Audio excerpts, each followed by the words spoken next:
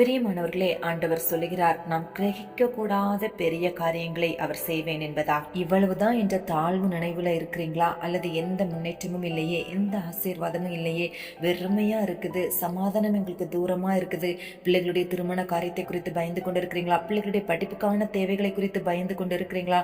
அல்லது பிள்ளைகளுடைய எதிர்காலம், பண பிரச்சனை, போராட்டம், குடும்ப தகராறு என்று பல விதத்துல கலங்கி கொண்டு இருக்கிறீங்களா? அவர் கிரகிக்க கூடாத நன்மைகள், கிரகிக்க கூடாத பெரிய காரியம், கிரகிக்க கூடாத அதிசயங்களை, கிரகிக்க கூடாத அற்புதங்களை உங்கள் வாழ்க்கையில் செய்கிறவராய் இருக்கிறார். ஆண்டவருடைய கிரியைகள் உங்கள் வாழ்க்கையில் செயல்படும் பொழுது நீங்க நினைத்து கூட பார்க்க முடியாத அளவிற்கு அது மிகவும் மகிமை நிறைந்ததாக இருக்கும். உங்கள் வாழ்க்கையை நீங்க திரும்பி பார்க்கும் பொழுது நீங்க நிற்கிற இடம் பெரியதாக இருக்கும். அப்படிப்பட்ட நிலைமையில் ஆண்டவர் உங்களை உயர்த்துவார், உங்களை ஆசீர்வதிப்பார், உங்களை வழிநடத்துவார். ஆண்டவரை மாத்திரம் விசுவாசிங்க.